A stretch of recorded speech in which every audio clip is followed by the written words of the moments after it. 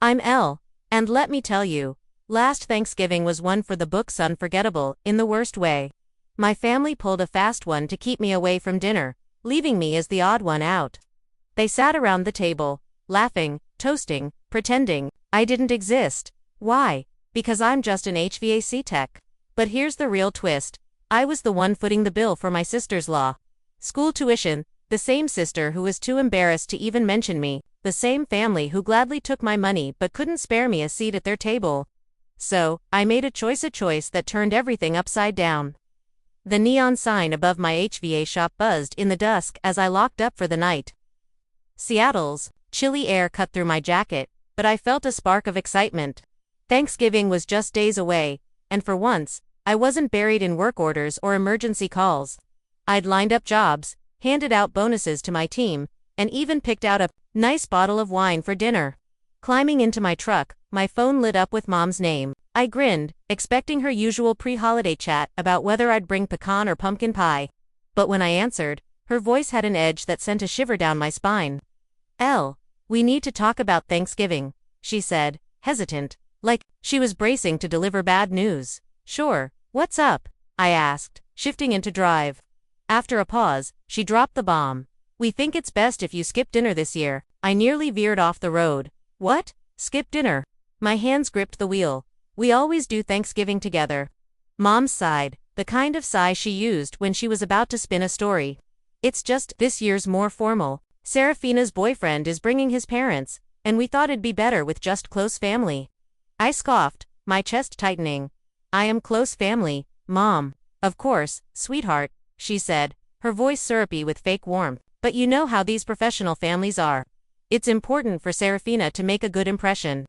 There it was, the gut punch. My job, my life, wasn't good enough for their standards. So, what, Mom? Because I don't wear a suit, I'm not welcome at the table. My voice shook with anger. Elle, don't make this about you, she said. I let out a bitter laugh. Oh, I see, it's about making sure Serafina isn't embarrassed by her blue-collar sister, right? Silence. That was answer enough. I can't believe this, I muttered. It's just one dinner, honey. We'll do a brunch next weekend, she offered. Like that fixed everything. I hung up, my hands trembling on the wheel. Sitting in my truck, my phone buzzed again, a text from my cousin Genevieve. I need to tell you something about Thanksgiving. I hesitated, then opened it. I overheard Mom and Sarah. She didn't want you there because she was afraid you'd make her look bad in front of Dorian's parents. She said, I don't want them thinking we're working class. My stomach sank as I read it twice. My sister, whose tuition, rent, and textbooks I'd been paying for years, was ashamed of me, ashamed of the work I did, the life I'd built. I wanted to smash my phone, but instead, I just sat there, knuckles white. Looking back, the signs were there. Serafina never invited me to her college events, dodged questions about my job, and never introduced me to her boyfriend, despite them dating for a year.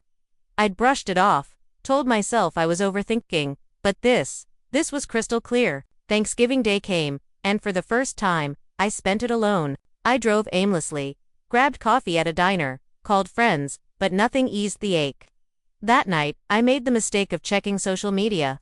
There they were, smiling family photos, a perfect table, Serafina glowing next to Dorian and his polished parents.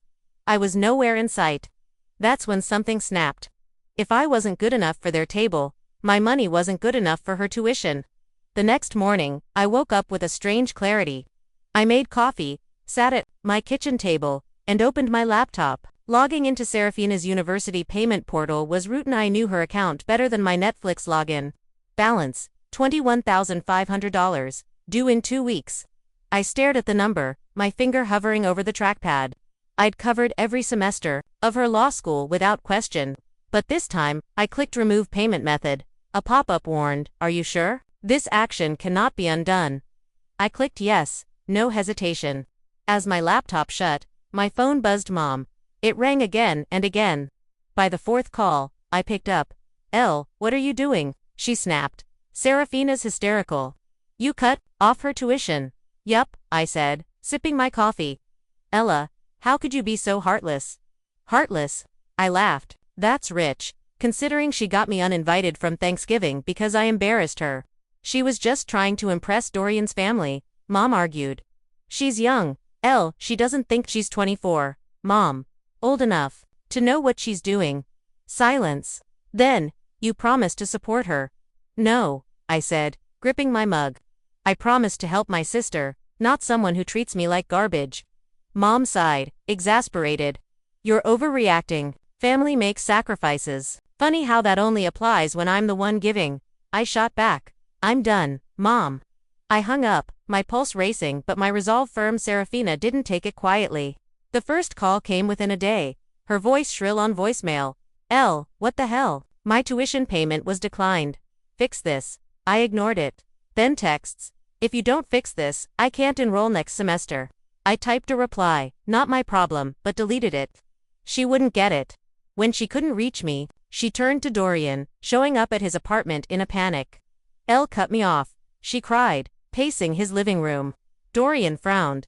Wait, was paying your tuition. Serafina froze, caught. Well, my parents help, but covered most of it. System. I'm and let me share a Thanksgiving story that hit me hard and changed everything. My family schemed to keep me away from our holiday dinner, leaving me as the odd one out. They gathered around the table, laughing and celebrating, acting like I didn't exist. Why? Because I'm just an HVAC technician. Here's the kicker. I was bankrolling my sister's law school tuition, the same sister too embarrassed to even mention me. The same family who took my money but couldn't spare me a seat. So, I made a choice that flipped my world, upside down. The neon sign of my HVAC shop hummed in the evening chill as I locked up. Seattle's cold nipped at me through my jacket, but I felt a warm buzz inside. Thanksgiving was days away, and I'd cleared my schedule. No work orders, no emergency calls. I'd sorted jobs, given my crew bonuses, and even grabbed a nice bottle of wine for dinner. As I hopped into my truck, my phone lit up with Mom's name. I smiled, expecting her usual holiday pie debate, pecan or pumpkin, but her tone, when I answered, sent a chill through me. We need to talk about Thanksgiving, she said, her voice wavering, like she was about to drop bad news. Sure, what's up? I asked, pulling onto the road. After a pause, she hit me with it. We think you should sit this one out. I nearly swerved. What? Skip dinner? My grip tightened on the wheel. We always do Thanksgiving together. Mom let out a sigh, the kind she used when she was about to feed me a line. It's just. This year's more formal. Serafina's boyfriend is bringing his parents, and we thought it'd be better with just close family. My chest tightened. I am close family, Mom. Of course, honey, she said, her voice dripping with fake warmth. But you know how these high society types are. Serafina needs to make a good impression. There it was, a punch to the gut. My job, my life, wasn't good enough. So, because I don't wear a suit, I'm not welcome. My voice shook with anger. Don't make this about you, she said. I let out a sharp laugh. Oh, I get it. It's about making sure Serafina isn't ashamed of her working-class sister. Right.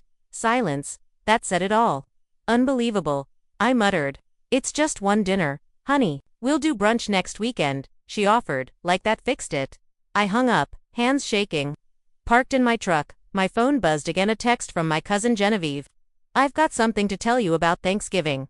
I hesitated, then opened it. I overheard Mom and Serafina. She didn't want you there because she thought you'd make her look bad in front of Dorian's parents. She said, I don't want them thinking we're blue collar. My stomach sank as I read it again.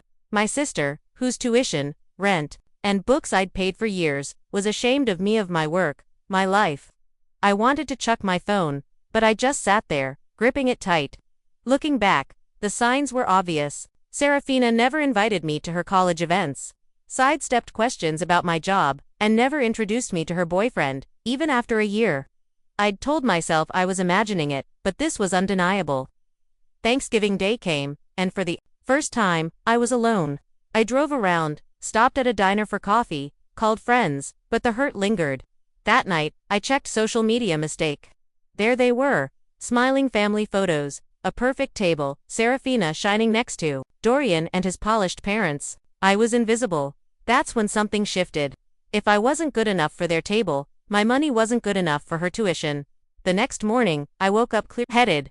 I brewed coffee, sat at my kitchen table, and opened my laptop. Logging into Serafina's university payment portal was second nature. I knew her account better than my own. Balance, $21,500, due in 2 weeks. I'd paid every semester of her law school without a second thought.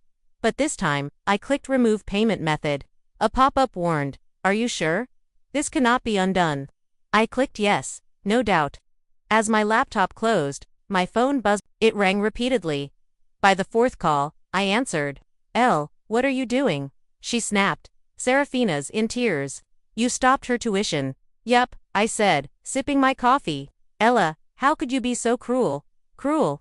I laughed. "That's rich, considering she got me banned from Thanksgiving because I embarrassed her." "She was just trying to impress Dorian's family," Mom argued. "She's young, Elle. She's 24. Mom, she knows what she's doing." Silence. "Then, you promised to support her." "No," I said, clutching my mug. "I promised to help my sister, not someone who treats me like dirt." Mom sighed. "You're overreacting. Family sacrifices." "Funny how that only applies when I'm giving," I shot back. "I'm done, Mom." I hung up, heart pounding, but steady Serafina didn't let it go quietly. The first call came within a day, her voice frantic on voicemail. "Elle, what the hell? My tuition payment failed. Fix this." I ignored it. Then texts. "If you don't fix this, I can't enroll." I started typing, "Not my problem," but deleted it. She wouldn't understand. When she couldn't reach me, she ran to Dorian, bursting into his apartment in a panic. Elle cut me off. She cried, pacing his floor. Dorian frowned. "Wait, Elle was paying your tuition." Serafina froze, caught off guard. "Well, my parents help, but Elle covered most of it," she mumbled. Dorian's eyes narrowed. "Most of it? How much?" She laughed nervously.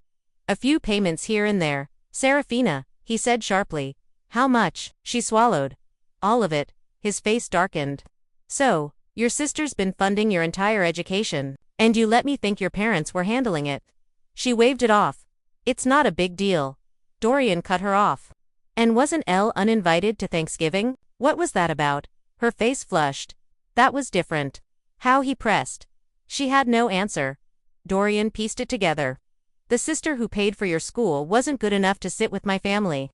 His voice was calm, but sharp. Serafina scrambled. "You don't get it, Dorian. It was about appearances, making a good impression." He shook his head. "You mean the world where you lie about your roots and ditch the people who support you?" Her throat tightened.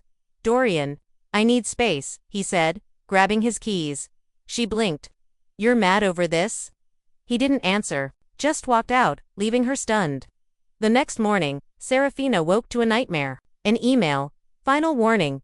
Tuition payment past due." Her balance was unpaid, with no extensions. She tried for a loan, but her parents' bad credit got her denied. She called Dorian voicemail. She tried me, blocked.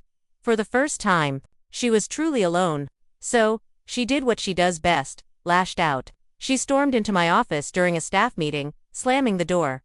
"You ruined my life," she screamed. I set my clipboard down. "No, Serafina. I stopped funding it." "You ruined it yourself." She stepped closer, voice rising. "You abandoned me. Left me with nothing." I crossed my arms. "Funny, I don't recall you calling me your sister when you lied to Dorian about my money." Her jaw clenched. "That's different." "Is it?" I tilted my head. "You only acknowledge me when you need something." She raised her voice, playing to the room. "She's selfish. She only cares about herself." No one reacted. My employee Harry stepped forward. "Ma'am, you need to leave." She whirled on him. "I'm her sister, and this is her business," he said. "You're trespassing." Security escorted her out as she screamed. That night, Mom called. Again. "Elle, we need to talk." I sighed. "Let me guess. You want me to fix Serafina's mess." Her voice was tight. "She's your sister. You can't abandon her. She's 24. Mom, she's not a kid.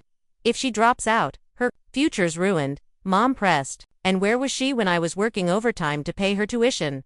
Where were you when she erased me from Thanksgiving?" Silence. "She's family," Mom said. "Funny how that only matters when I'm paying," I replied. "I'm done." I hung up, feeling free. The quiet that followed was strange but peaceful. No calls, no guilt trips. Genevieve broke the silence days later. "Serafina moved back home," she said. "She's taking a break from school, says she'll figure it out. Your parents are struggling, but they won't admit you were right." I nodded. They'll never change. You did the right thing, she said. I smiled. Thanks, Jen. By Christmas Eve, my business was thriving. New clients, more staff, bigger plans. I was done downplaying my success. That night, Mom texted, "Merry Christmas. We miss you. Let's talk." I stared at it, tempted for a moment. But I deleted it. I had nothing left to say. I chose myself, and it felt incredible. Here's the takeaway. Family isn't everything when it's one-sided. Walking away from toxic dynamics doesn't mean you're selfish, it means you're valuing yourself. If my story hit home, drop a 1 in the comments or tell me where you're watching from. Have you ever had to set boundaries with family? Share below, I read every comment. If you didn't vibe with this, let me know why. Subscribe for more stories, and remember, choosing yourself is never wrong. See you next time.